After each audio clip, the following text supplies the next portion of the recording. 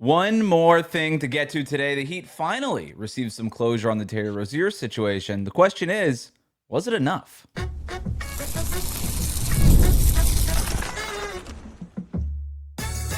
You are Locked On Heat, your daily Miami Heat podcast, part of the Locked On Podcast Network, your team every day. All right, welcome to Locked On Heat, your daily podcast on the Miami Heat, part of the Locked On Podcast Network, now the #1 sports podcast network. Whether you're tuning in on YouTube or on your favorite podcast app, thanks so much for making Locked On Heat your first listen every day. Join the Cookie Gang and become an everydayer. That means subscribing, tuning in every day, Monday through Friday, and signing up for the Everydayer Club with the link in the show notes. I'm Wes Goldberg, host of Locked On NBA Daily and Real GM Radio. I'm here with David Ramil. Both of us are credentialed Heat media members who cover this team every day. Check out the full-length episode on Bam Adebayo's All-NBA case that went up this morning. You can find that on YouTube or in your podcast feed. But we've got one more thing to talk about today. News breaking late on Monday that the Heat are getting a 2026 second-round pick from the Charlotte Hornets to resolve a dispute over Terry Rozier being under federal investigation at the time that he was traded to Miami for a first-round pick a couple of years ago. The 2026 pick, for more details on that, is the most favorable between the Nuggets and the Warriors pick, so most likely will end up being the Warriors pick, which projects to be right in the middle of the second round. I think it would be 44th right now, David. Now, according to local reports, this is the last thing that the Heat are going to be getting from the Hornets in regards to the Rozier thing, and the NBA is hoping that this closes the door on the Terry Rozier situation altogether. The Heat are not going to seek more legal anything on this. Like, this is it. For all the local reports indicate this is it. Close the door on the Terry Rozier situation. So, David, my question to you is it enough? Absolutely not. There is no way that a second-round pick is enough compensation to Miami. It's more than I expected, to be honest with you. But I don't think it's ever going to come close to trying to cover up the fact that the league and the Charlotte Hornets knew exactly what was going on. And as Barry Jackson of the Miami Herald has reported, and others as well, that because there's no clause in the CBA mandating that the Charlotte Hornets had to disclose that information, that Charlotte feels perfectly fine in saying, well, we don't really owe you anything. And so that they're throwing away some second-round pick that they don't particularly care for, because most teams don't draft particularly well the second round anyway. And so they're willing to give it away. Basically, like, you found change between the cushions of your couch and you're like, well, here's something. That's not enough. That's absolutely not enough. And I think it's the most craven, deplorable act from the NBA front office, for a front office that has been, unfortunately, become synonymous with craven, deplorable acts, to hide whatever drama comes up, that they cut things as soon as possible in order to avoid looking like they've got blood on their hands. This is their way of saying, look, we know we screwed up, but take the pick anyway, because we just want this all to go away. And I know the Heat's not going to do anything, and they shouldn't, because that'll make them look petty, to say, oh, come on. Let's ask for more. Let's do something through the legal system. There's nothing they can do. But the fact that the league knows how badly they screwed up, that the Charlotte Hornets are basically saying, yeah, we know we screwed up and we don't really care, and still that they're willing to throw away a second-round pick to Miami to kind of say, please take this so that you don't make us think about it, I think is so cowardly. And it does nothing but leave a really foul taste in my mouth about the whole process, because you want accountability from your front office. You want accountability from the team that knew that this could possibly backfire, that knew that there was enough there to make them question whether or not Terry Rozier should have been traded, because he was being investigated, had been investigated by the league. And yeah, they didn't find anything. But as you and I have talked about before, that investigations amounted basically to asking, the most rudimentary questions possible, the most superficial questions, and going, did he do this? No? Okay, we believe you. And as such, we're more than willing to kind of turn the corner and kind of overlook the fact that he may or may not have been dirty at that point in time, and allow the trade to happen. The trade should never have happened. The league should have had much more accountability, been much more forthcoming. And the whole problem with this is the whole wanting to have your cake and eat it too. We want to be involved in all these gambling partners. We want to have all these sponsors with different gambling companies, etc. And then at the same time say, well, we don't want our players involved in that. Well, you can't have it both ways. And you can't just make it go away by throwing a second round pick at Miami and saying, we know we screwed up, but we're not admitting that we screwed up. So just take this change that we found between the cushions of our couch and be done with it. Mm-hmm. I hope the situation doesn't go away, but I know that it will. And it's unfortunate that the league thinks that this is enough to kind of cover up the whole situation. So it does remind me a little bit of a kid, like your son tugging on your shirt, begging for $1 to go play a game in the arcade or to get a gumball at the store or something. Just like, all right, fine, here, just take this, stop bothering me. That's sort of what it feels like is happening to the Heat. Just take the second round pick, stop bothering us about it. And that doesn't, I have heard nothing, by the way, that the Heat have been bothering the league office about it. But this is something that the Heat are pissed off about. This is something that they were genuinely upset about, and for good reason. That rule that you mentioned, we've talked about it on the show. The fact that there is no rule in the CBA saying that, hey, by the way, when your player is under federal investigation for a potential gambling conspiracy, you ought to let the other teams know. You want to know why that's not in the CBA? Because it's an insane thing to happen, and it's not. And there's nothing in the CBA that is that specific. Now, there is a clause in the CBA that does say, hey, if there's something going on that it could be pertinent to the player's performance on the court, that information must be disclosed before any kind of trade happens. That typically is associated with information regarding injury, right? Hey, if this guy is dealing with an ankle thing or whatever, or you think that he's going to need surgery on his shooting hand, you got to let us know. Like, that's something that needs to come up before the trade, and even before you do your own medical work, and you kind of have to do the background on that before the trade is completed. And that's why this was always a gray area, and it's why I thought the Heat did have a leg to stand on, is like, hey, by the way, if our guy is like imprisoned because of a federal investigation, that might impact his ability to perform on the court for us. Right. And so I think it's absolutely horse bleep that this is all the Heat got. Yeah. I also understand that they couldn't really do more. I get from the NBA and the Hornets being like, well, we can't just give you the first round pick back. That doesn't make sense. Rozier did play games for the Miami Heat. He didn't play well, but that's not Charlotte's fault or the NBA's fault. Like, if Rozier came out and scored 30 a game, and they'd be like, hey, well, you kind of got a return on your investment there. Like, he did play games for the Heat. So I'm not trying to say that I'm defending the NBA, but I do understand the rock and the hard place that they're in. That said, it's a rock and a hard place that they're in from their own making. And for some reason, the Heat are the team that are getting the bleep end of this whole thing the entire time. Like, the Heat, the one party here that did nothing wrong is the one kind of getting the most penalized here. Now, I do hope that this results in some sort of favor later. That may not be directly related to Terry Rozier, but like the next time Mickey Arison has some sort of issue with the front office, or the Heat needs some help from the NBA league office or something, they better say yes with no questions asked. And who knows what that could be, but that's going to impact Mickey Arison more than it will the fans who had to deal with this entire Terry Rozier situation in the first place. I have one other thing, David, why this is... Go ahead, jump in really quick. A makeup call? Like, you're saying that the league should have a makeup call, just like on the floor, like the ref knows that they screwed up on one end and they're like give you a makeup call on the other? 100%. Okay. Maybe it is a makeup call in a big playoff situation. If there's a big review in a fourth quarter in a playoff game for the Heat, Adam Silver better call that referee and be like, hey, by the way, or call Secaucus, hey, tell Secaucus, hey, rule this in Miami's favor because we kind of screwed up the Terry Rozier thing.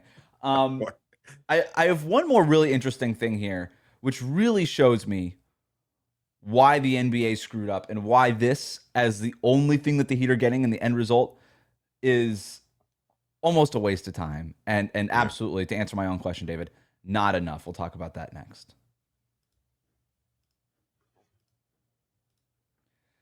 Today's episode of Locked On Heat is brought to you by Indeed Sponsored Jobs. Workplace chaos, deadlines stacking up, inbox overflowing, and the one position that you have to fill still sitting open. When the pressure's on and you need the right hire, this is a job for Indeed Sponsored Jobs. Indeed Sponsored Jobs helps you reach the people who actually fit what you're looking for: skills, experience, location, so you're not just hoping that the right candidate stumbles across your post. And here's the stat that says it all. In the minute that I'll be talking to you, companies like yours will make 27 hires on Indeed, according to Indeed data worldwide. So if you're hiring, spend less time searching and more time interviewing candidates who check all of your boxes with Indeed Sponsored Jobs. Spend less time searching and more time actually interviewing candidates who check all of your boxes. Less stress, less time, more results. When you need the right person to cut through the chaos, this is a job for Indeed Sponsored Jobs. And listeners of this show will get a $75 sponsored job credit to help get your job the premium status it deserves at Indeed.com/podcast. Just go to Indeed.com/podcast right now and support our show by saying that you heard about Indeed on Locked On Heat. Indeed.com/podcast. Terms and conditions apply. Need to hire? This is a job for Indeed sponsored jobs. Welcome back to Locked On Heat. Thanks for listening. One more thing. Check out the full-length episode from this morning on Bam Adebayo's All-NBA case. David, here's what I find very interesting about this and why I do think the Heat would have some sort of leg to stand on here if they wanted to push it. But part of me believes, and this is not reporting, but just reading in between the tea leaves, or reading the tea leaves, reading in between the lines. Tried to merge two things there. Dominoes in a basket. Dominoes in a basket. Classic. My guess here is that the Heat agreed to this to help shut the door on it. Maybe reluctantly so, but that they did. The fact that they got anything from this, as little compensation as it is, it's a minor miracle. It's a minor miracle, but doesn't it admit wrongdoing in the first place? You either were wrong or you didn't. It's very reminiscent of the Kawhi Leonard situation, right? Where, hey, like, we might just penalize the Clippers a little bit for cap circumvention. Like, you can't punish them a little bit for cap circumvention. You can't circumvent the cap a little. You either circumvent the cap or you don't circumvent the cap.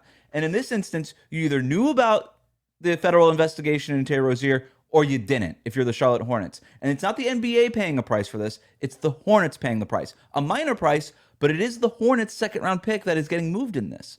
And so isn't this admission of guilt by the Charlotte Hornets? And if it is admission of guilt, that they did know about this and wrongly traded Terry Rozier under false pretenses, isn't that enough of a wrong that they should be punished more?